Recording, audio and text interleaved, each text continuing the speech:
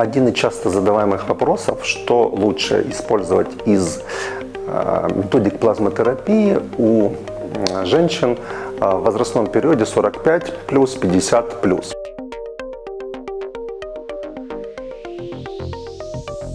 Понимая те механизмы, которые происходят в данном возрастном сегменте, то есть, как правило, это начинается период менопаузы, да?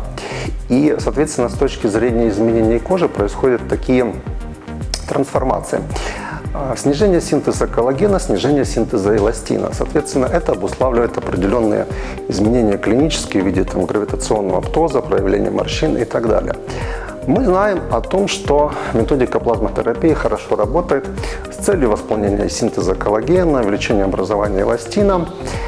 Но все же это тот период, когда в буквальном смысле снижение синтеза коллагена происходит очень стремительно и существенно, потому что на фоне эстроген-дефицитных состояний снижается выработка существенно коллагена.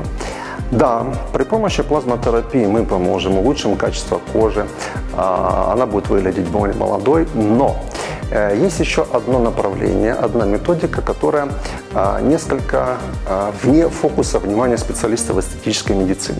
Это фибринотерапия, или фибрин, богатый тромбоцитами, или АПФ, как его еще называют, разная терминология. Почему именно? С точки зрения строения фибрина самого, по сути, он представляет собой нанометрическую трехмерную матрицу. И по себе, когда мы вводим ткани, полимеризуясь, непосредственно он имитирует внеклеточный каркас кожи, таким образом как бы восполняя непосредственно волокнистые структуры кожи, коллаген и эластин. То есть та фибриновая сеть, по сути, это тот же белок.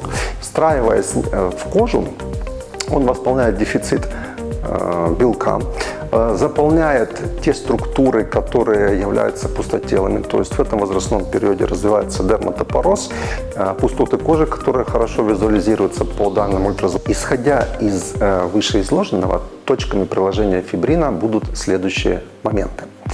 Поскольку кожа тонкая, истончена, дефицит коллагена, поэтому мы при помощи мезотерапевтических техник вводим жидкий фибрин. Я повторяюсь, акцентирую внимание на том, что жидкий фибрин, пока он находится в фазе полимеризации. Почему? Потому что фибрин в фазе сгустка находящийся мы уже не введем инъекционным способом мягкие ткани. Поэтому вводим жидкий фибрин субдермально в те места, которые наиболее создают проблемы при визуальной оценке, например, кожи лица. То есть это по руслу морщин, в районе заломов, носогубные складки, носощечные морщины, в те места, где есть дефицит ткани, в те места, где мы замечаем минус ткани, в те места, где есть истончение кожи. Можно совсем подойти существенно к этому вопросу, используя данное ультразвуковое сканирование, оценив места, где есть наиболее выраженные точки дерматопороза, или же непосредственно осуществлять то, что мы видим, визуальную оценку.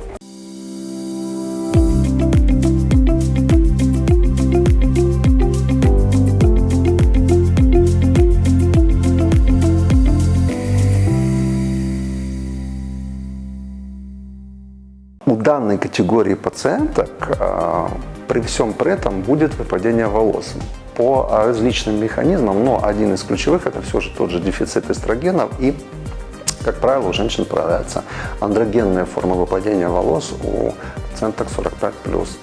Точно так же субдермально в области выпадения волос мы вводим жидкий фибрин. Курс, несколько процедур, будет зависеть индивидуальная эффективность.